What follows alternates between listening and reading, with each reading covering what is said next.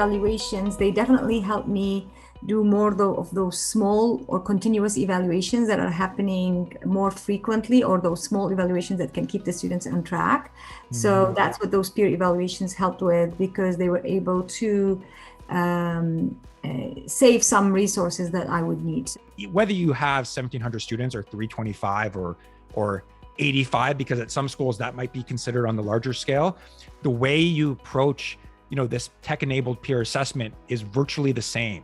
It's really beneficial for students to see what their peers are doing. So most times students write an essay or do an assignment and hand it in, and they don't see what their peers did.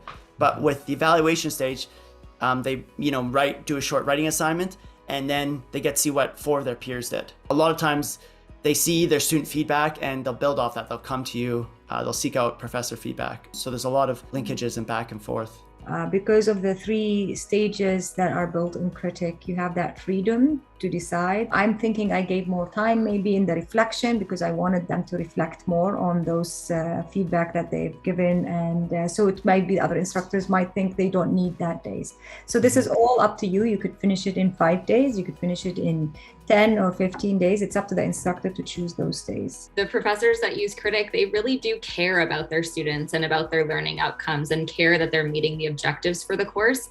Aside from, like you said, them getting the benefit of getting that feedback quicker and that kind of thing, and the prof being able to comment, they're really just kind of able to have that time to just reinvest into spending the time with the students who are struggling more, being able to see that really quickly and clearly early on. The students are being incentivized to give good feedback, because they're being also graded in the feedback they give.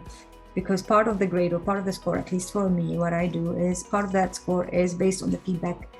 The person who received the feedback is evaluating that feedback that has been received. So kind of they have to really think very well about it. After a couple activities, I kind of noticed that people were starting to give more effort into their evaluations, and started this positive cycle where I put more effort and then people put more effort into mine, and just created this nice kind of culture where we all learned off each other and helping each other. Analyzing and critically assessing my peers' work has definitely made me better, not at just obviously peer assessment, but with self-assessment as well. I'm definitely a lot more critical of my own work and just better at analyzing my own work before submissions. Definitely helps keep students on track in terms of making sure not compiling the material till, for example, a big test. So they're on top of the material, they're learning, and if they're learning it in bits and small pieces as they start, they're actually enjoying it, because when you keep it and compile it, the joy part is left out.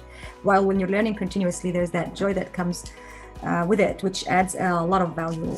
For that class specifically, it was mainly students responding to students, and there'd be such long threads of just students collaborating on one question together, which is really cool to see.